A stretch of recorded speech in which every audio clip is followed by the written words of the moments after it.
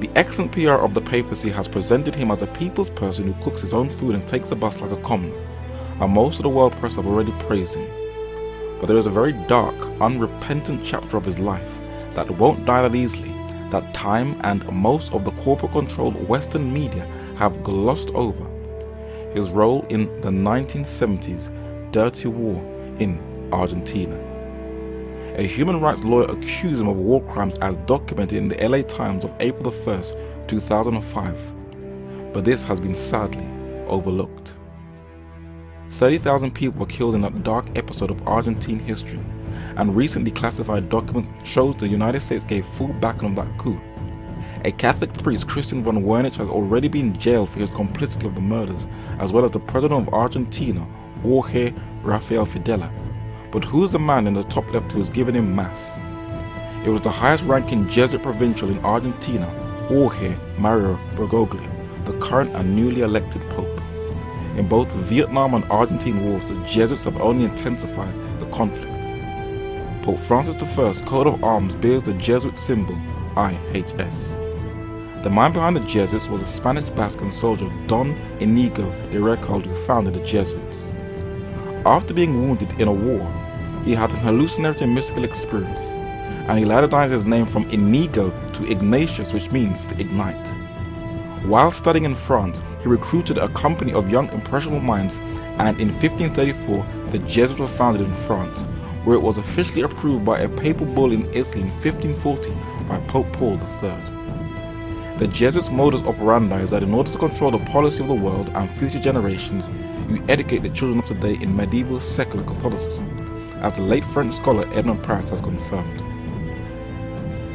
The good fathers, as is well known, are just masters in the art of keeping up with their former pupils and in following them in life and giving them their support.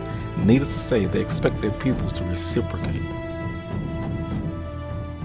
On the official app of the White House, Jesuit priest Charles Curry says that Jesuit-educated students are in strategic areas of influence all over the world.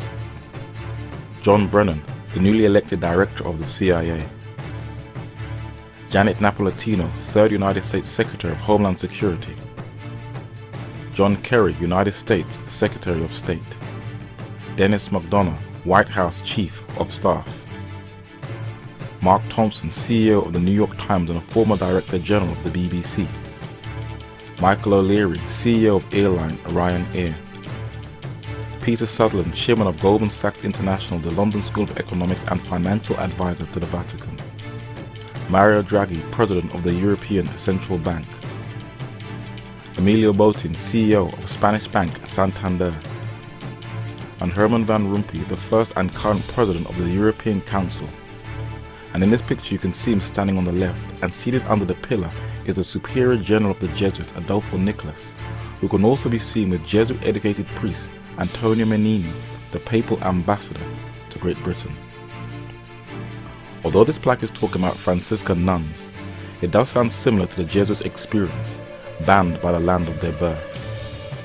The Jesuits have been expelled from over 100 countries all over the world, including the Vatican itself by Pope Clement XIV in 1773.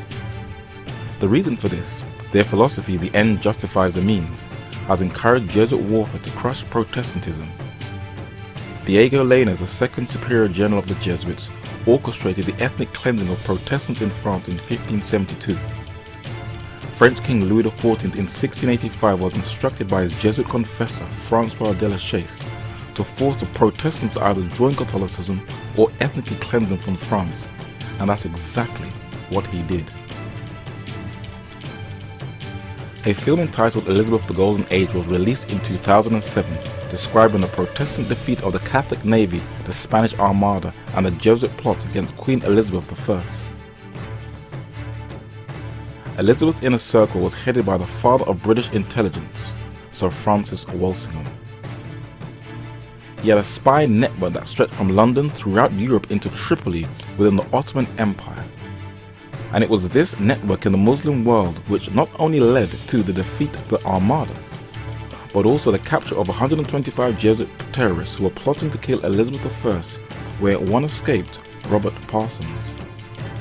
But his fellow terrorist, Edmund Campion, and Mary, Queen of Scots, were killed. But Mary's son James Stewart absolutely hated the Jesuits. He said, "For the Jesuits are the worst and most seditious fellows in the world." Why did he say that? Guy Fawkes is the most famous terrorist in history. He has now turned into an icon of global revolution thanks to Alan Moore's graphic novel turned movie V for Vendetta. But the real overseer of the famous gunpowder plot was not Guy Fawkes, but a Jesuit whose confession is preserved in London's National Archives, Henry Garnet. Peter Canese and Peter Faber founded the German Jesuit Institute Ingolstadt, where King Ferdinand II was educated in Jesuit warfare that led to the Jesuits' 30 Years' War in the 1600s. But as documented in a very rare book, The Vatican Against Europe, by the late French scholar Edmond Paris, the Jesuits were instrumental in another 30 Years' War. In the Times of London during World War I, it documents how the German war effort was fully supported by the Jesuits to crush Protestant Britain. But when that failed, the Superior General of the Jesuits, Polish priest Vladimir Ledochowski, hatched another plan to merge the continent of Europe together by war with a Jesuit-educated student, Eugenio Pacelli, who was to execute this bloody Jesuit agenda, as the London Daily Mirror newspaper of 1944 has confirmed, and even more recently in London's Mail on Sunday. While a cardinal, Pacelli signed 2 concordats that led to both World War I and to World War II. And not surprising, his top defender is a German Jesuit, Peter Gumpel. Who assassinated President Abraham Lincoln was behind the American Civil War. The testimonies of General Thomas A. Harris, Samuel Morse, and a former French-Canadian Catholic priest, Charles Chiniquy, in his book 50 Years in the Church of Rome, exposed both the Pope and the Jesuits of siding with the Confederate pro-slavery South during the American Civil War. Yes, without Romanism, the last awful civil war would have been impossible. Jeff Davis would never have dared to attack the North had he not had the assurance from the Pope that the Jesuits, the bishops, the priests, and the whole people of the Church of Rome, under the name and mask of democracy, would help him. Lincoln's assassins plotted in the house of Catholic Mary Surratt. In the film The Conspirator, director Robert Redford does mention Catholic priest Jacob Walter, but he ignores that when Surratt went to the scaffold to be hanged, she was assisted by her Jesuit confessor, Bernardine Wiggett, whose Jesuit superior, Charles Stonestreet, testified at her trial. When the bounty was out for Lincoln's killers, Mary Surratt's son, Jesuit-educated John Surratt, had fled the United States, and where was he to be found? In the 3rd Company of the Papal Suaves, the Pope's personal guards, in Rome.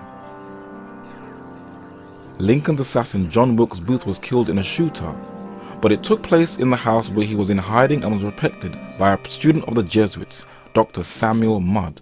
But where was Dr. Samuel Mudd educated? In the most powerful education institution on earth that has covertly shaped American foreign policy for almost a century, Georgetown University, that was founded by Jesuit John Carroll. In 1919, Jesuit friar Edmund Walsh set up the very first diplomatic school in the United States, where it has trained and still trains United States political leaders. President Eisenhower visits Georgetown President Edward Bunn, and President Reagan with Jesuit Timothy Healy. For Reagan's Secretary of State Alexander Haig was a Knight of Malta educated at Georgetown. Senior advisor to President Nixon, Ford, and Reagan, Pat Buchanan. Former warmongering President Bill Clinton. The directors of the CIA, both George Tenet in the Bush administration and the last head of the CIA, David Petraeus, in the Obama administration, and retired warlord Robert Gates are all Georgetown Jesuit trained. It also invites warmongers to lecture and has others on its staff. Georgetown professor, Vietnamese Catholic Viet Dinh, is the chief architect of the United States Patriot Act. With the most powerful education institution on earth, and with a Jesuit priest steering the ship of the papacy, where the Jesuits have meddled in wars for almost 500 years, only common sense will tell you what is in store for the planet.